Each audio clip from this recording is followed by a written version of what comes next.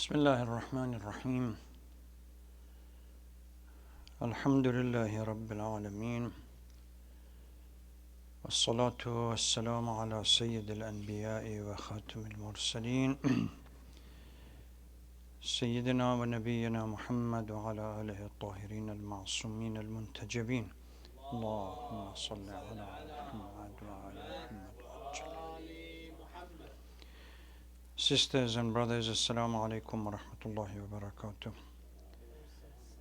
عظم الله أجورنا وأجوركم بمصابنا بشهادة الامام الحسن العسكري عليه الصلاة والسلام. نسأل الله تبارك وتعالى أن يجعلنا وإياكم من التابعين لهم إن شاء الله. روي عن الامام العسكري عليه الصلاة والسلام إنه قال: لنا حق في كتاب الله وقرابة من رسول الله وتطهير من الله عز وجل لا يدعيه أحد غيرنا إلا كذاب. We have a right outlined in the book of Allah subhanahu wa ta'ala and family lineage to the Holy Prophet of Islam, which has been established and purified by Allah and testified in the Holy Quran accordingly. No one else can claim such a characteristic unless the person is a liar. One of the most difficult period for Imams of Ahlul Bayt is probably the life of Imam Hasan Al Askari. As a matter of rule, the minor occultation that started in 260 after Hijrah and finished 329 after Hijrah, about 69 years, is considered to be the most turbulent for the Shia Imamis, due to the fact that suddenly during this period, although limited access to the Imam was possible with the four representatives that Imam had already identified, one after the other, but general access by people was not possible. Imam was no longer accessible for ordinary Muslim community. And for the Shia Imamis, that the concept of imamah is so central and pivotal in its philosophy and even its existence. Without Imam, there is no Shia.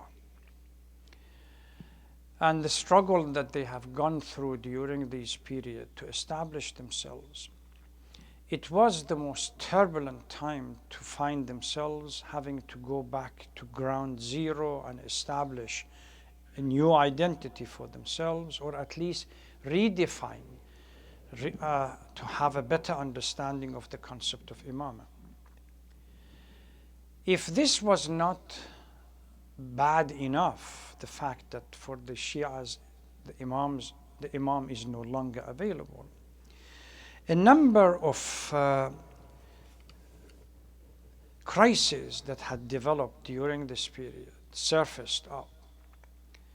The factionalism within Shias, the division based on their ideology as well as theology and kalam, the attempt by the Shia scholars try to establish what is the role of the Imam and what are the scope of the authority of the Imam when the Imam is no longer present or absent. The debate about how much, now that the Imam is no longer there, how much we should give credence to intellect, human intellect, as a substitute, rather than in the past, during the presence of the Imam, you could go to the Imam and ask questions. Now that the Imam is not there, what is the limitation of the authority of the Imam, and what is the role of human intellect here. The other schools of thoughts, with the absence of the imam, found the golden opportunity to attack Shia Twelvers, both on the theological level as well as on the juristical level. Zaydis attacked the imam and the Twelvers because by then Zaydis had moved away from the Shia tendency and moved towards more of a Sunni understanding of things. And it has its own reason why this happened, but Zaydis attacked. Other, the four schools of thoughts, the Sunni school of thoughts, attacked the Shias now that the imam was not there. The debate between Mu'tazilis, Ash'a'iras, and others on a kalam basis and theological basis and their views were to the point where during the minor occultation, Shias were considered to be Mu'tazilis. If you look at some of the literature that we have, they define Shias as Mu'tazilis because they are close to the Mu'tazili with regard to the concept of aql and the concept of justice for Allah, etc., etc. So the minor occultation, without shadow of a doubt, could be considered to be one of the most turbulent times. Ulama such as Shaykh Mufid and a number of other scholars, they really struggled to constantly debate with other scholars of other schools of thoughts and to define or redefine the notion of the Twelvers in the absence of the imam. If this was not enough, the political suppression. Ibn al-Abbas, although they started with the claim that they wanted to take revenge for Ahlul Bayt and bring people to support Ahlul Bayt, but once they grabbed power, their suppression and oppression of the Shia community, and particularly the imam, was, if it wasn't worse than Bani Umayyah, it was equally bad. And as the time moved from Imam Jawad, then Imam al-Hadi, the 9th Imam, the 10th Imam, and particularly the 11th Imam, the suppression and oppression of, or the tyranny of Bani al-Abbas became worse. Starting from Mutawakkil, that no Shia was allowed to even declare himself or herself to be a Shia. We go back to Muawiyah's time, where he would send a decree that Shias should not be provided any political support, etc. So, to understand why this has happened, we really need to go back a little bit to the history of Islam and look at it objectively. History of Islam has gone through a number of phases. Certainly what we call the prophetic phase during the life of the Holy Prophet. Then what we call it the Asr al-Khilafah, which is the three caliphs, Abu Bakr, Umar, and Uthman. For the Shias, then we have the Asr al-Imama, only the period of the Imama of Amir al-Mu'mineen, which was 4 years, close to 4 years, and 6 months or so of the Imama of Imam Hasan, before signing of the peace treaty and literally moving out of politics and going to Medina. Then we have, although in the Sunni literature they still call it Khilafah, Bani Umayyah, Bani al-Abbas, and the rest, for us, there is no nas or explicit reference from any of the imams that would have agreed to any of the reign of any of the Bani al-Umayyah or Bani al-Abbas. So for them, it was constant. What has become, it is just up to even the Ottoman Empire, it was a monarchy.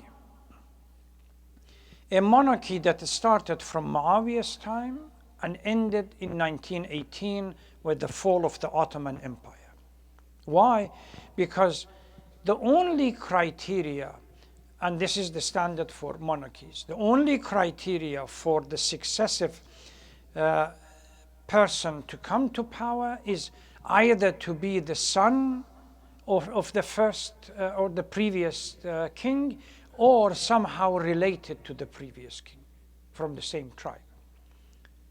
There was no what we call moral justification, no moral criteria for these individuals. They could be the most corrupt, but yet because they are the son of the previous caliph or sultan or royalty, then they become the authority that comes after. We start Muawiyah, then we have Yazid. Immediately after Yazid, they go to his son Muawiyah, the second Muawiyah, and he rejects it, capitulates, and moves out. Who comes and takes control? Marwan ibn al-Hakam from Bani Marwan, again Bani Umayyah. After him, Abdul Malik ibn Marwan, his son, comes. When he dies, they go to his son who was sitting in a mosque somewhere, and they tell him, your dad is dead, you are now the new Khalifa.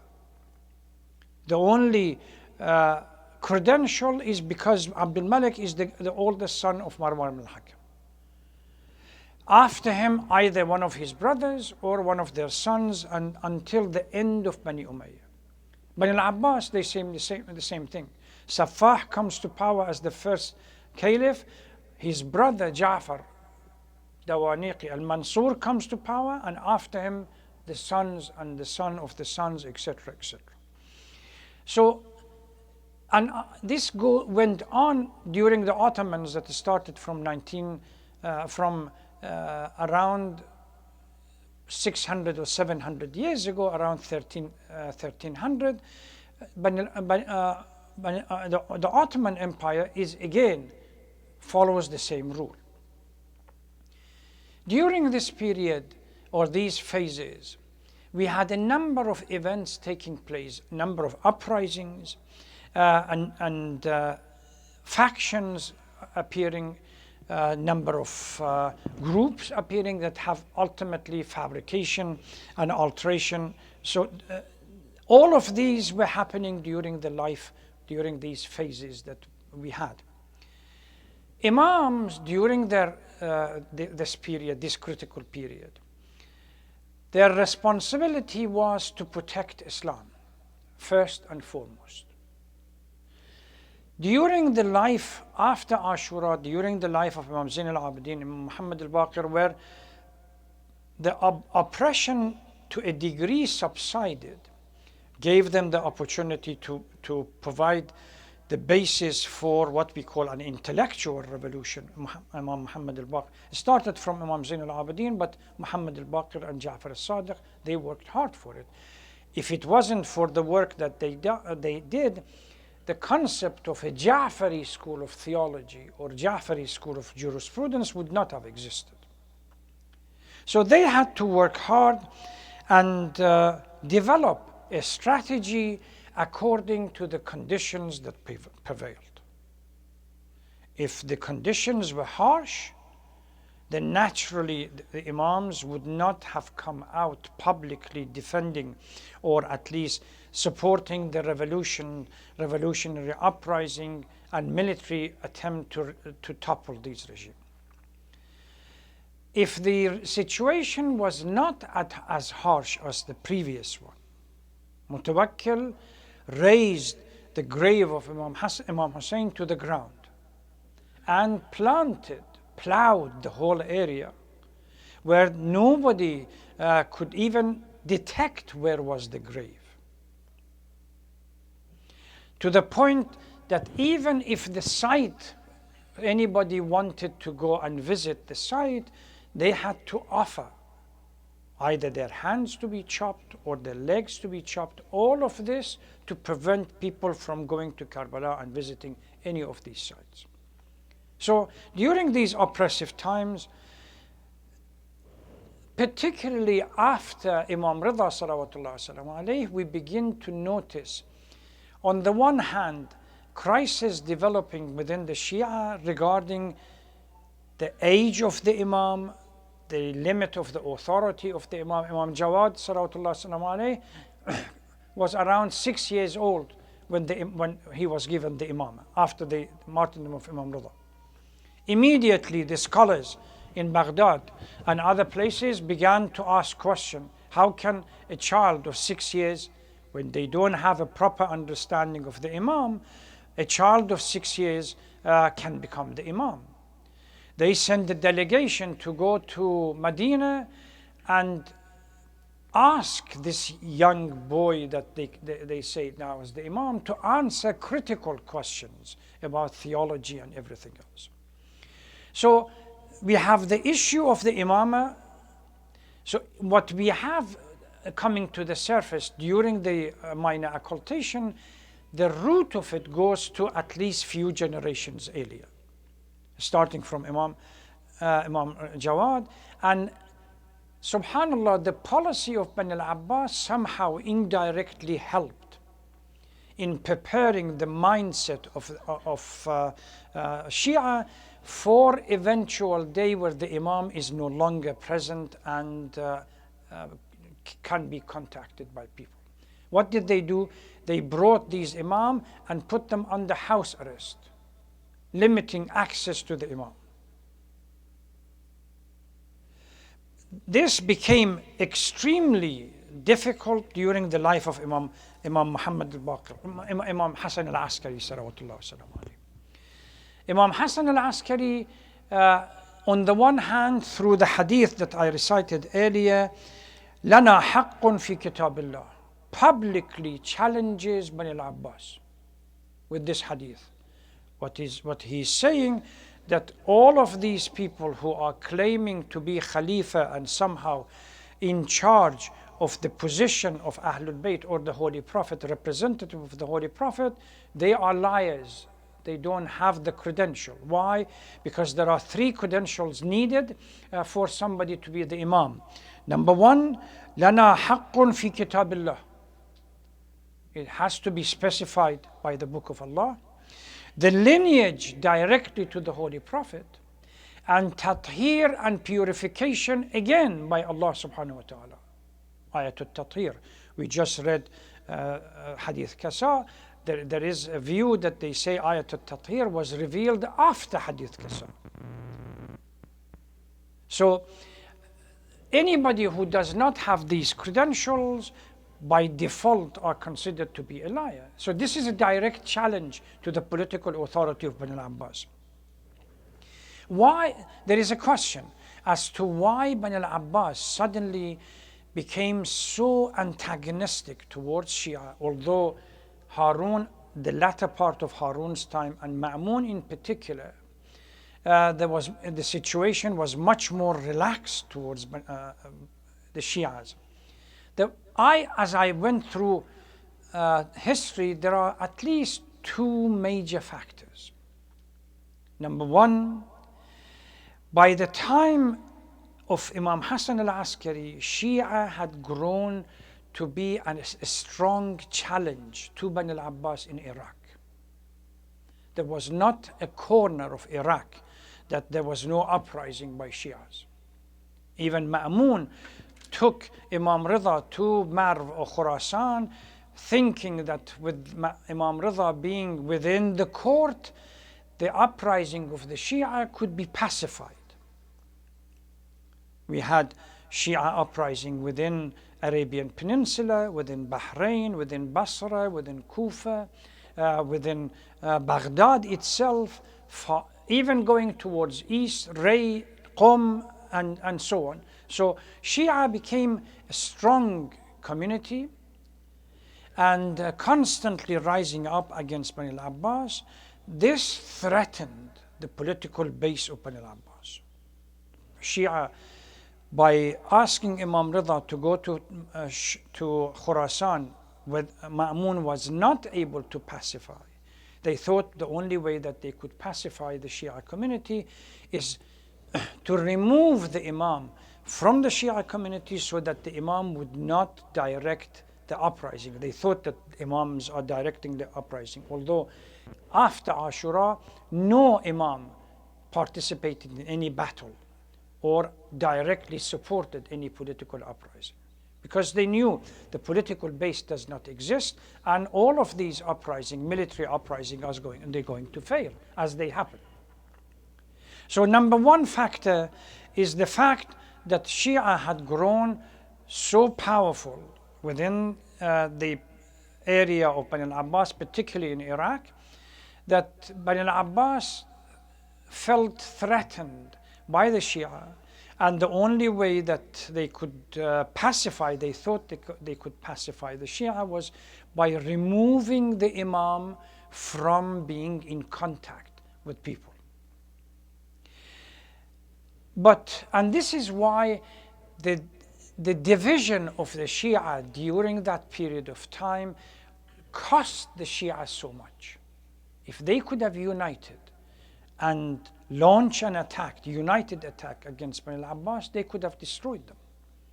But that division, the Shia became dysfunctional, and even lack of understanding of the Imam was so painful for Imam Hasan Al Askari. There is a hadith, ما مني أحد من آبائي عليهم السلام بما منيت به من شك هذه العصابة فيه. No imam before me suffered what I suffered, not from outside the Shia community, but from the Shia community, because they constantly had doubt as to whether I am the imam or I have the right to guide the community. The Shia itself was divided. So on the one hand, the opportunity was there to become, and this is why it was so painful for the imam, the opportunity was there for the imam to lead the Shia community, and they are strong, but yet they are divided. We go back to Amir al-Mu'mineen salawatullah salamu alayhi in Kufa. If you remember, during Ashura we talked about this, that Amir al-Mu'mineen says, I wish that Muawiyah comes and gives me one of his followers and takes 10 of you. Why? باجتماعهم على باطلهم وتفرقكم عن حقكم. They are united, although they are on batil, but you are divided, but you are on haqq. Their leader is on batil and he commands and they obey. I am the one on the right path that I command you. If it is during winter, you say, wait until summer comes. If it's during summer, you say, wait until the weather changes. لقد ملئتم قلبي يقر. My heart is full of pain from your disobedience. So we see that during early time. But at least we can say that those days Shias were not in a strong position. They were divided, Kufa was divided, etc. But by Imam Rida, Imam Jawad, Imam Hadi, Shia is strong. And yet Imam Hasan Al Askari says that no imam before me suffered the way I suffered from my own community. Now, you understand where I'm leading now. If our living imam, there is a hadith that says if our living imam comes back, inshallah, one day, most of the people that would oppose him are from the Shia community, that claim to be the followers of the imam during his occultation, and yet they stand up. They say he is bringing a new faith, a new deen. Because of the division, because of fabrication and alteration in the faith, Imam had constantly struggled to lead the community. So the first factor was the strength of the Shia. The second factor was the concept of Mahdawiyya and the fact that Imam, by the 11th Imam, they knew that there is only one person coming after him, that Imam is going to terminate in unjust rulership of the world and replace it with just leadership. And they felt threatened. So these two factors,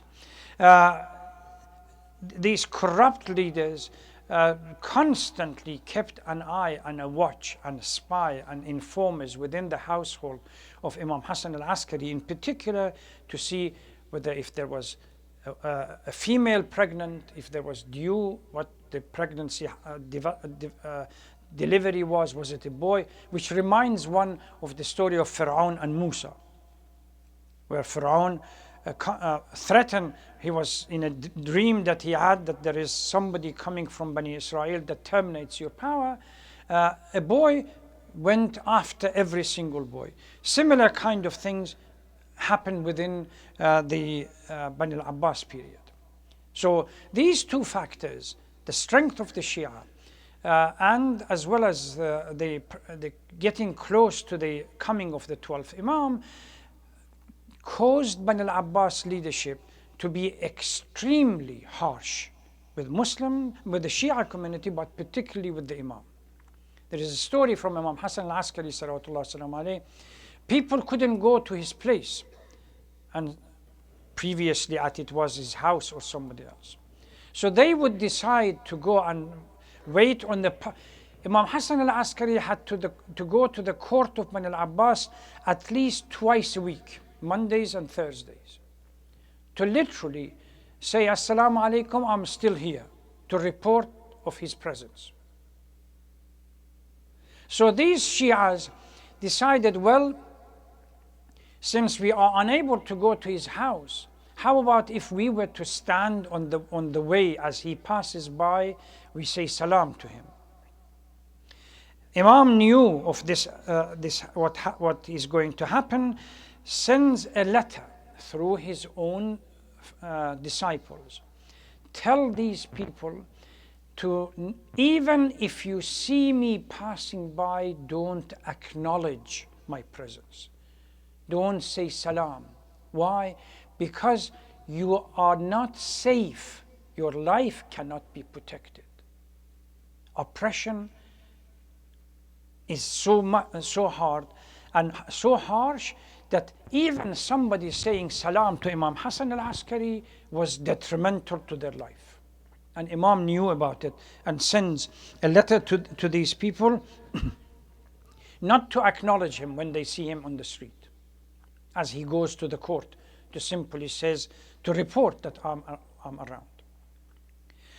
So during this period, this harsh condition, that shows the difficulty of the struggle of the Imam to discharge his responsibility. And his work, if you look at a hadith that we have, there are a few things. Number one, obviously, the top of the list and priority is to protect the life of the newly born Imam that is going to lead the Shia community as the Mahdi. And for 4 or 5 years, this child would not be shown to anyone unless they are very close disciple of Imam Hasan Al Askari and Imam Hasan trusted them. One occasion, a few members of the Shia community, the trustworthy, would go to visit the Imam. Finally, they managed to find a way of getting through. And Imam says, during that meeting, bring his son out and says, this is your leader, and immediately the son is removed. Because he knew the message is going to go immediately to Bani al-Abbas. Even Imam Hasan Al Askari could not trust his brother Ja'far. He's well known as Ja'far al-Kadhab, because he claimed to be Imam himself. After the martyrdom of Imam Hasan Al Askari, he claimed to be the Imam. So the fact that Imam can no longer be present, Imam Hasan Al Askari had to develop a strategy to transition a Muslim community, Shia community, towards understanding of the day where Imam is no longer present. The second one is the concept of taqiyya. if the political situation is so harsh that nobody can come or even publicly acknowledge that we are followers of Imam Hasan Al Askari or Ahlul Bayt, the concept of taqiyya that started way back during the life of Imam Zain al Abidin to a degree, and then the latter part of Imam Muhammad al Baqir, latter part of Imam Ja'far al Sadiq, and specifically Imam Musa al Kadhim, taqiyya was brought forward. And constantly people were told to protect their life and wait for the opportune moment. The next one, concept of wikala that these days we use during the absence of the imam. But the concept of wikala is being used with regard to grand scholars. Ayatollah X has got a number of wakils around, whether it's Arabian Peninsula, Bahrain, somewhere else. This concept of wikala starts from Imam Hasan, goes before what Imam Hasan Al Askari that pushed for it. Preparing people and how to, which people to be sent to which city so that they would propagate the message of Ahlul Bayt and they become the wakil, because ordinary people could not come to Samarra or anywhere else to visit the Imam and communicate. Another part of their responsibility was to manage the uprising or the tension that existed in the Shia community, far away or close. It was the command of Imam Hasan Al Askari salawatullah salam alayhi, when people had dispute in Qum, whether theological dispute or in Ray, political dispute, whether they should follow Bani al-Abbas, they should rise up against Bani al-Abbas. It was the letter that Imam would send out secretly. One of the ingenious way that Imam Hasan Al Askari developed in sending letters around was he would command very close disciple of his to leave their profession and choose a profession that people would be able to come to visit them without being recognized. One is a saqqa, which means somebody that brings water and sells it to people's houses.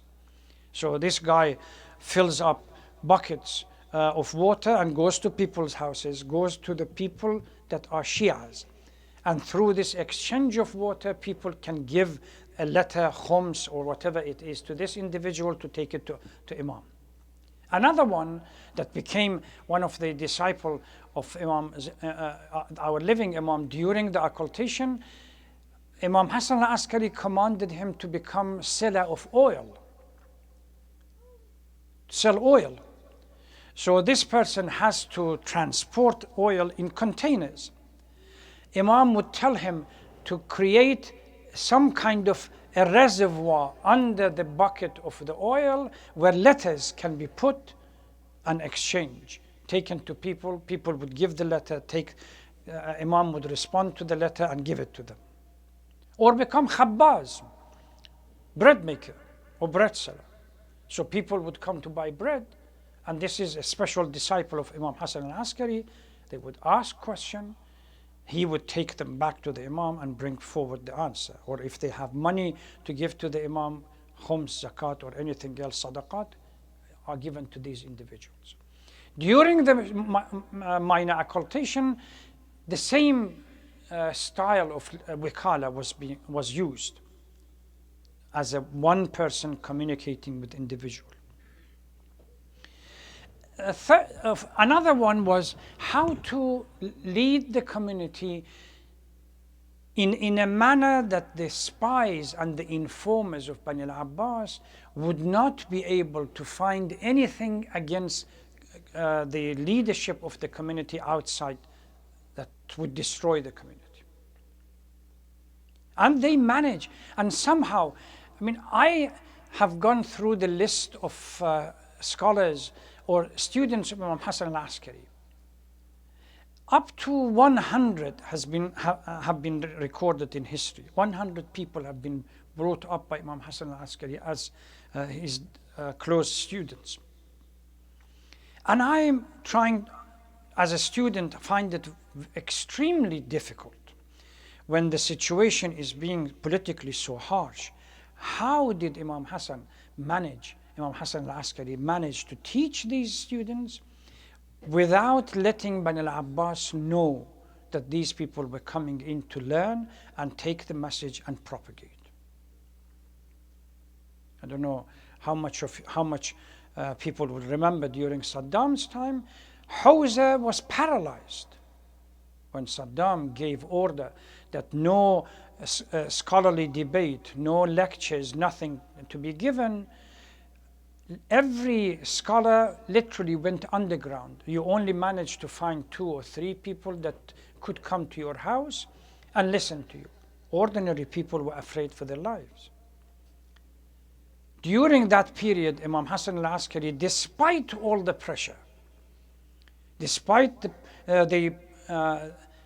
the tension that existed, yet he was able to teach 100 students, and they became grand scholars that would send them around. Nothing short of miracle. And ultimately, the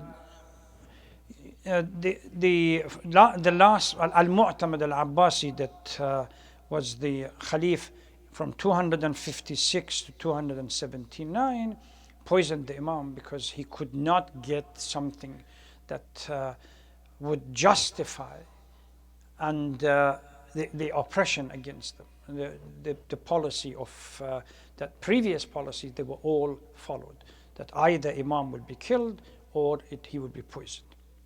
So it is very critical time on the one hand to transition the Shia community from a period where Imam can be seen at least from outside. Even if Bani al-Abbas does not allow you to talk to them, you can see the Imam passing by, to a time where Imam cannot be seen and ultimately no contact whatsoever, which now we have the major occultation and the role of the scholars. Fuqaha come in as a replacement for the Imam. That does not mean that people have no contact. Imam, one of the misconceptions that some people have regarding the living Imam, that they think Imam has isolated himself in some green island somewhere. Imam is among us. We don't see him. He communicates with whomever he wishes to communicate. With grand scholars, there are a list of them that in difficult time they have received response. Shaykh Mufid received a number of letters from our living Imam during that period of time that praised his work and supported him. So this transition from a period where Imam is present to a period where Imam is absent or limited access and then no access whatsoever, most of it goes to Imam Hasan's work and the concept of taqiyya, wikala, and everything else. May Allah support us in really following. We think that our time is difficult when we read history and we see how difficult their time was. Is nothing compared to that. And yet there were people that remained resolute on the right path and following of Ahlul Bayt up to the last minute. We ask Allah subhanahu wa ta'ala to grant us such privilege, inshallah, and for all of us to be staying on the right path and the path of Ahlul Bayt, inshallah. People have asked me to recite Amman Yujib for the Shafa al-Marda. Some people have people within their household. So let us start by finish by reciting Amman Yujib 5 times. Bismillah ar-Rahman ar-Rahim. أمن يجيب المضطر إذا دعاه ويكشف السوء أمن يجيب المضطر إذا دعاه ويكشف السوء أمن يجيب المضطر إذا دعاه ويكشف السوء أمن يجيب المضطر إذا دعاه ويكشف السوء أمن يجيب المضطر إذا دعاه ويكشف السوء. Let's pray to Allah subhanahu wa ta'ala. Whoever has difficulty, issues, sickness, or whatever it is, Allah subhanahu wa ta'ala would grant them speedy recovery for the sick and resolve their issues, inshallah. Thank you very much. Wassalamu alaikum wa rahmatullahi wa barakatuh.